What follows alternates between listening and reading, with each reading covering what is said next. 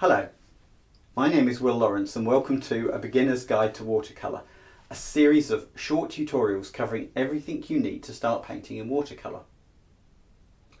I am a painter, illustrator and teacher with many years' experience in enabling students to achieve considerable success. By following these tutorials, hopefully you will gain a greater understanding of watercolour, how it works and how to use it.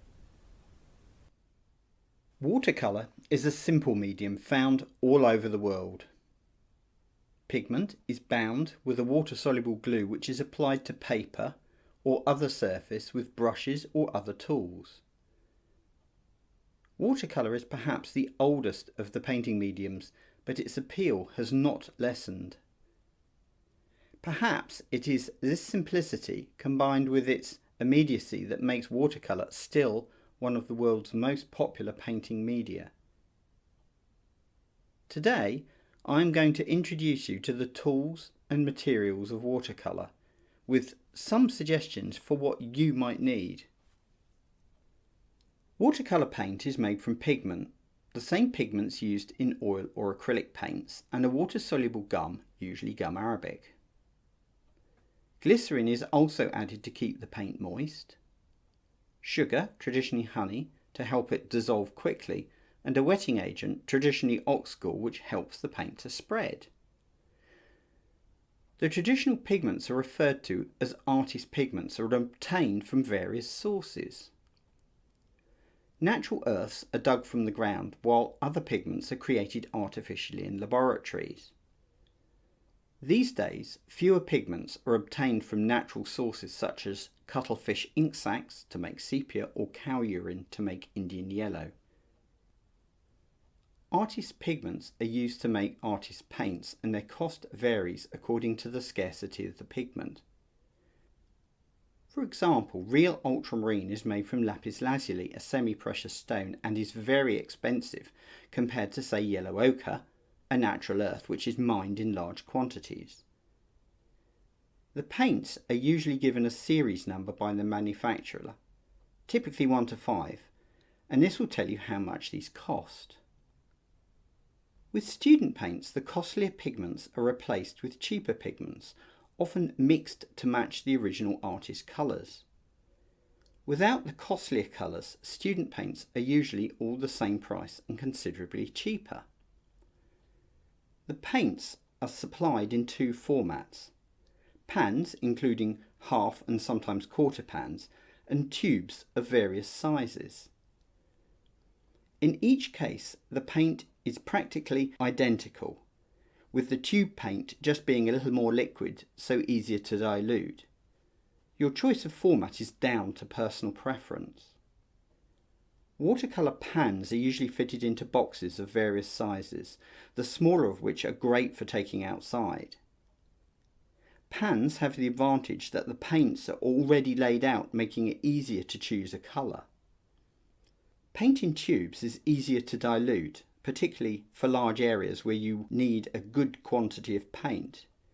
You will need more palette space if you opt for tubes, as you will need room to lay the paints out.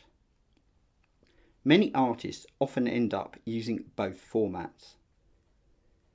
For the beginner, a small selection of student quality paints is more than adequate.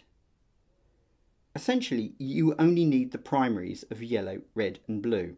However, these colours in watercolour tend to come with another colour bias, so you will need two colours for each primary biased towards the other primaries.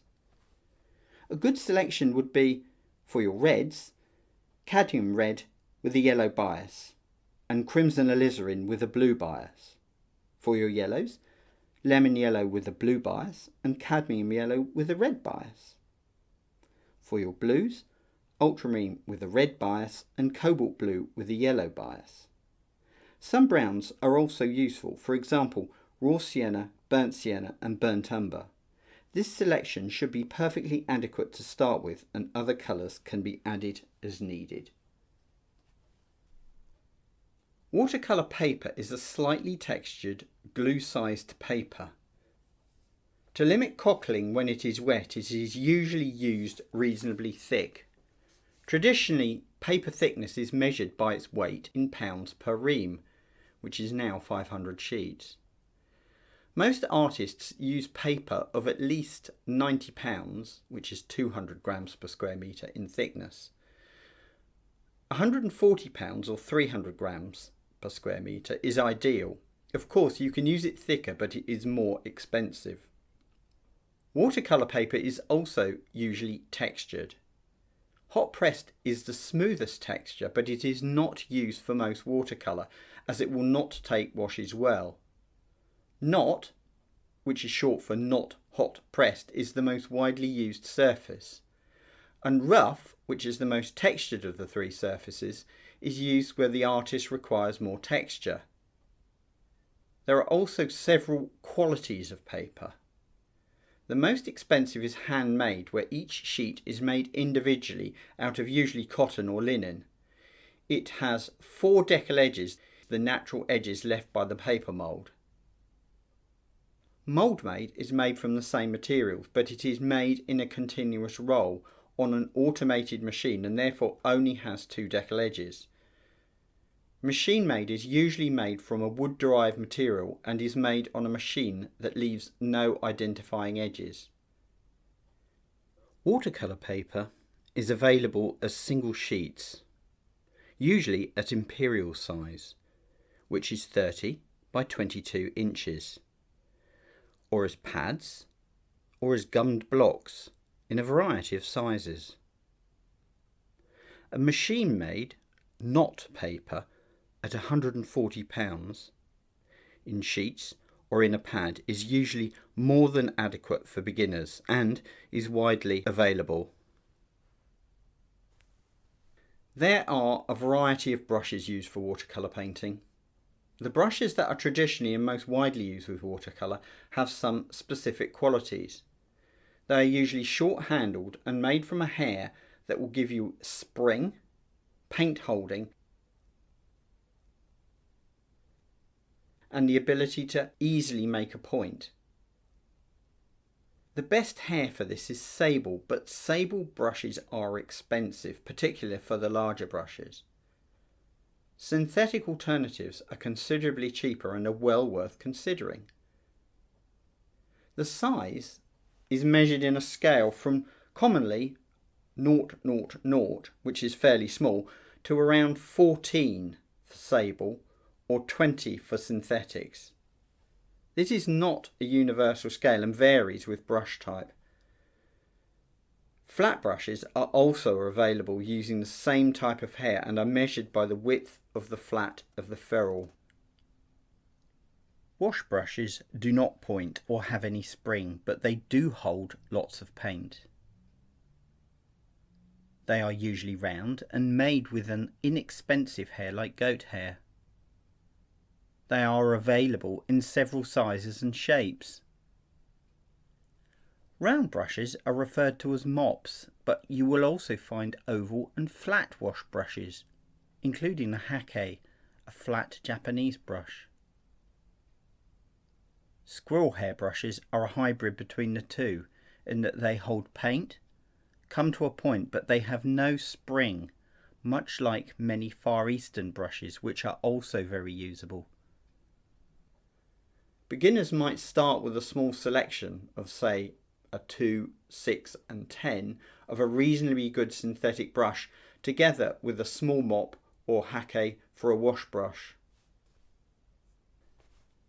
A good quality HB or F graphite pencil is commonly used for drawing.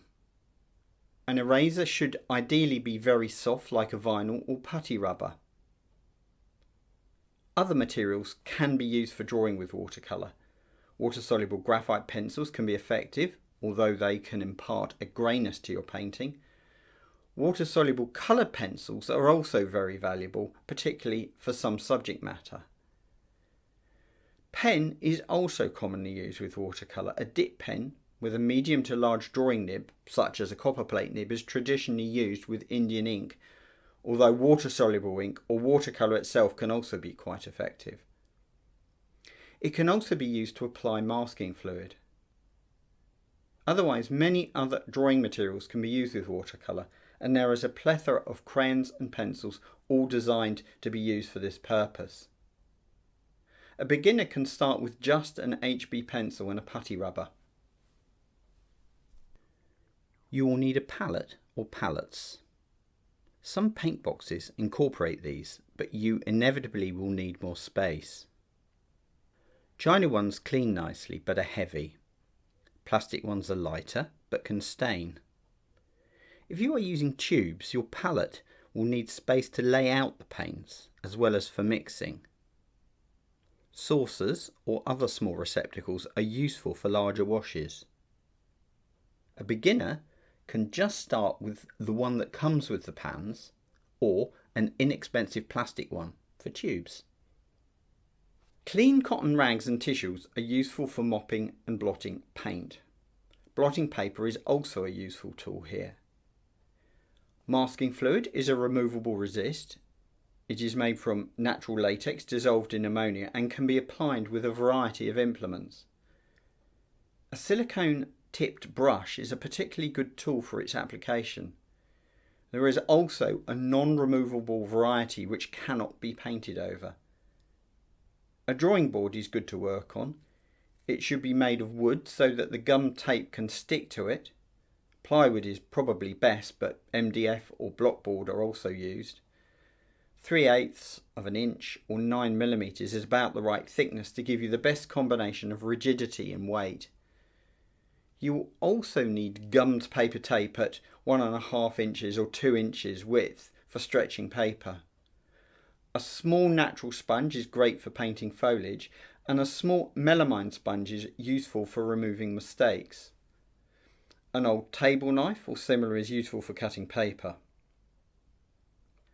A beginner can start with a small drawing board at say A3 size with some 1.5 inch gum strip. Well, hopefully you will now have a better understanding of the materials of watercolour. There are many varieties of these materials, so this should be seen purely as a basic guide.